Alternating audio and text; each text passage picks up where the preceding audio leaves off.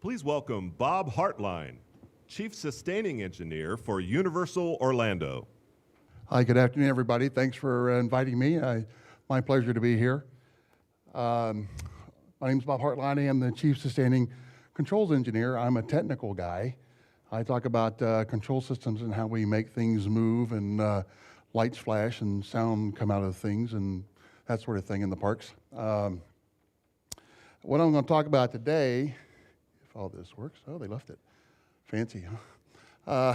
Innovation through partnerships. In other words, how to succeed in innovation with partnering with outside vendors or commercial off-the-shelf products. I have learned being here today that, you know, if we were talking about spacecraft, apparently commercial off-the-shelf spacecraft are available, so I guess I'm done. So just buy one. Anyway, we're going to talk about a few things. The first part is, why is this a good idea? And I know that, you know, COTS is the commercial off-the-shelf has been the topic for many years, and everybody kind of has the general reasons why you do that, and they pretty well still hold true today. You know, you've got reduced development cost because you don't have to recreate the wheel. The diversity and third-party certifications, well, we're talking about there's a lot of different products out there, and now technology has advanced in very recent years to where now we can buy systems where somebody else is doing a lot of the legwork for us, more than normal, to the point that we're getting a third party like a TUV or somebody like that to tell us that this component is safety rated. So when you're building safety rated systems, and we all are in that business, we can take a lot of that workload off of ourselves because somebody else is now doing that. That's important to me because in my business, we run theme parks and we do attractions. It's a little different. You know, our systems, most of our systems are life safety rated. The little difference between us and maybe you guys is, you have trained people on your machine and you've got trained people operating the console, and you put them on the machine and they go somewhere. We get Ma and Pa Smith from Kansas that have saved up for bringing their family for that once-in-a-generation trip to a theme park for the experience, and they get on the ride, and at best, I hope they really read the sign that said keep their hands, arms, and legs in the vehicles at all time, and that they remember that when they get on, because they don't know anything else, they don't know what to expect, so we have to put them on this machine, and we can't rely on them to help us operate the machine. So one of our things we have to deal with is what can they do for us or against us to mess up our machine? What can our machine do to mess up them? And we have to protect against that. We do functional testing, functional safety testing for everything. You have trained operators at your launch control system. I have high school kids, and they're trained. They know what to do and they know what's going on. And but it just puts more of a reliance on the system to do the work. So the way we operate our systems basically is. I'll go ahead and pop these up here, and I'll just run down them a little faster. The way we do our systems is we have to buy off-the-shelf equipment, just like, we used to say nobody built a rocket, but I guess apparently, again, people are. But when we do theme parks, the mechanism that we put you on and move you is a machine that generally exists somewhere else in the world, somewhere else in industry. And what we do is we take 2 or 3 or 4 different pieces of that machine, or 2 or 3 different 4 or 5 pieces of different machines, stick them together, and we make a new machine. Okay, and then we stick you on the end of it, and then we send you around. And we do this where we have to do it, sometimes we do it as often as every 15 seconds we cycle equipment. So we've got equipment that'll cycle, in some cases, 1 million times a year. But when we go to do that, we buy this stuff from other people because we don't have really the funding and stuff to go invent this stuff from scratch, nor do we normally have the time frame, because usually we're in a bit of a rush. If somebody comes with an idea to build an attraction based on a particular intellectual property right, we take off and run and we get it done. And it's typically about a 3-year turnaround from concept to the day we get it open. But we have to go buy these parts from manufacturers. When we do that, we go long and hard and deep into the guts of their company to find out how they work and what they do.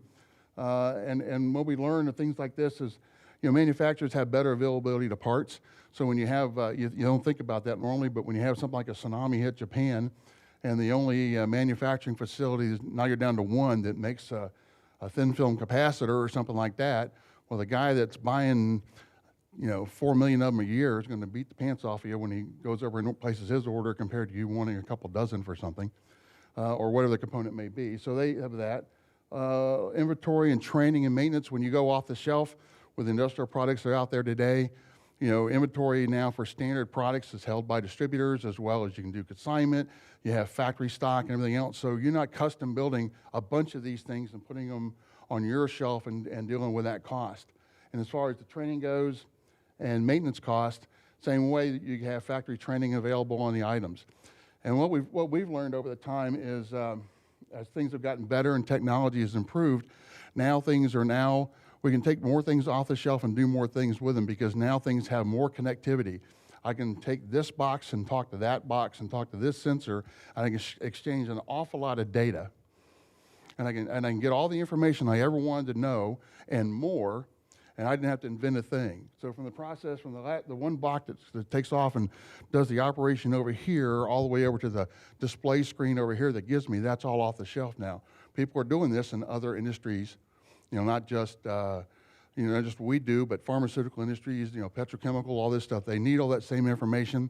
Manufacturing's now wanting to trace all the raw products, how much they use, how much they're producing an hour, what their yields are. They want all that same kind of information. The information's now there, it's free, it's available, and you can get to it and you can use it.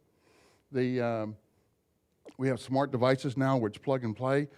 We just run one cable to something, we get up online, it tells us what it is, and we can control it. Another thing for security, that's become a big issue. If anybody knows the word Stuxnet from a couple of years ago, for industrial control systems and automation systems, it was malware that got into control system. It was designed for one control system. We won't talk about what it was for, because it was actually a cool thing, but it messed it up, which is all good.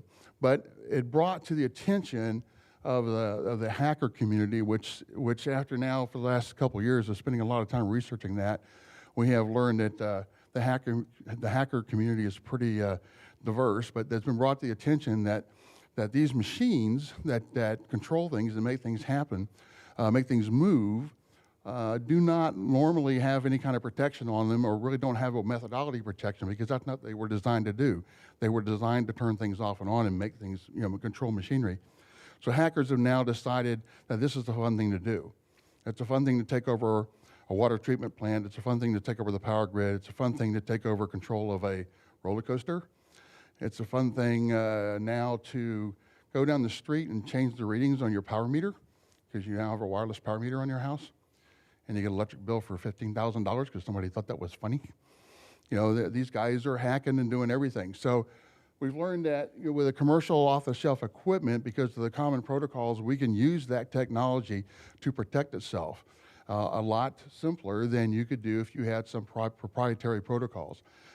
We've actually developed a system that we're starting to implement now that I can say I had a part of, that we actually have a patent going forth with my name on it, that detects changes into security system and into the security of of any kind of automated control system.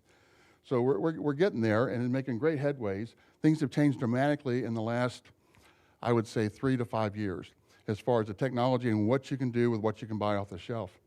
Another thing is technology life cycle.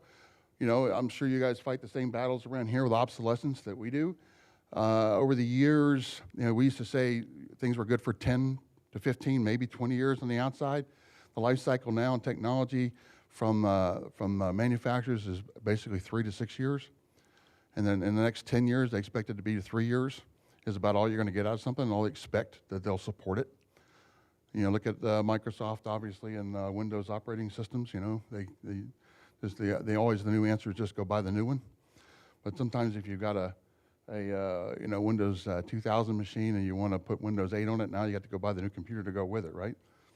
So they don't really care about that, but they're just going to tell you to buy a new one. So technology life cycles are changing quickly, and again, with newer technologies, manufacturers are starting to move forward with backwards and forwards compatibility, so that you don't have to do this complete hardware replacements. You can stay in one platform and migrate without starting all over again. And again, with that, we'll just go with what I just said there. Same thing. I'm going to repeat myself. So where to start?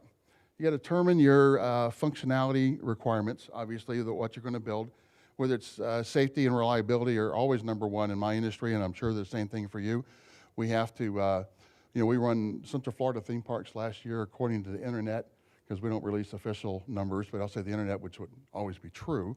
It says we moved about 60 million people through Orlando theme parks last year.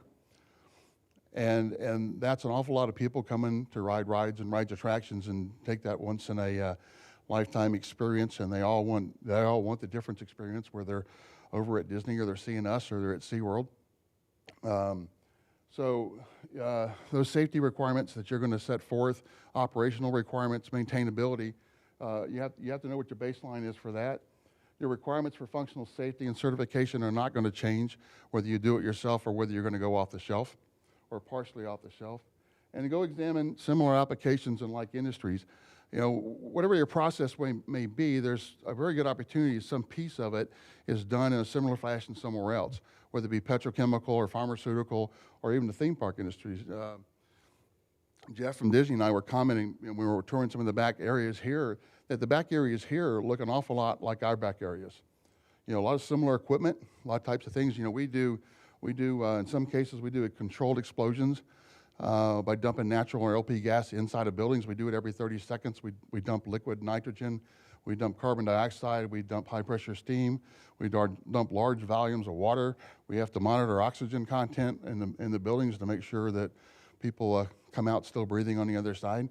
We have to do biodynamic testing and monitoring all the time. Our systems are much more powerful than you expect. We typically run them at, we don't run them at full blast, so they have the capability of moving some body organs around if we shake you around too much. So we have to make sure that we do that same thing right every time. So there's a lot of similarities to do, but we do this all with off-the-shelf products. So there's a fair amount of similarities. I will say this, and this I cannot stress enough: success in getting this done is purely in the details. It's all about dotting the I's and crossing the T's and taking the time to do it right. When you start dealing with outside manufacturers, you will find out that they are all not created equal. I'll say that when we deal with technology and vendors that sell us technology, I classify them as in two different categories. There are manufacturers that make a technical product, and they are out to strive to make the best technical product. There are manufacturers that are out there to strictly go for price point and volume. How many of these can I make? Okay. So, and that being said, not all parts are created equal. Not all sales engineers and support people and designers are the same as well. When we deal with sales engineers, I find in my 30 years of doing this that I deal with the same small group of people. It doesn't change a whole lot. So anybody outside that group that really just wants to sell me something so they can say they sold something to me or they sold something to NASA, so it's a mark on their card or the report to the main office, I call those guys peddlers. So either a sales engineer and you have as much interest in making this project successful as I do, or we don't deal with you. You're not going to do this on price point. It's not going to be the cheapest part because, again, people market stuff to see how many they can sell for how cheap they can sell. But you'll find when you compare components, and like electrical component, when you go look at the specifications and the details, one guy's got 30-volt isolation. The next guy, he's $10 more, but he's got 600-volt isolation. So again, it's all to the details of getting it right. Rarely will you ever be successful with one manufacturer across their entire product line, despite what they tell you. You will get a manufacturer and they'll tell you they sell you everything from one end to the other, and it's the best made ever. They all do some things better than others, and some guys are better at one product, another guy's better at another product, and you will figure out how to match them up despite the fact they tell you they won't work together. So a lot of things we come up and do, when we come up and do it, the manufacturer, you're going to do what with it? Because it's just never been done before. Or they'll tell you, you can't do that. And we say, why can't we do that? And it's just, well, it's just never been done. Doesn't mean you can't do that. When you get dealing with these guys and we set up a mutual non-disclosure agreement so we can share our needs and they can share all their deep secrets, because we're wanting to know what's coming out next year, because we can influence that. Because when we start looking at product, we can say, you know, if you made this one little change, which in the product development stage means absolutely nothing to them. If you made this one little change, we could do this. And when we do this, now it's great, and I'm one up on the guy down the street. We have friendly competition with the guys down the street, but we always one up each other. I got my secret projects, he's got his secret projects.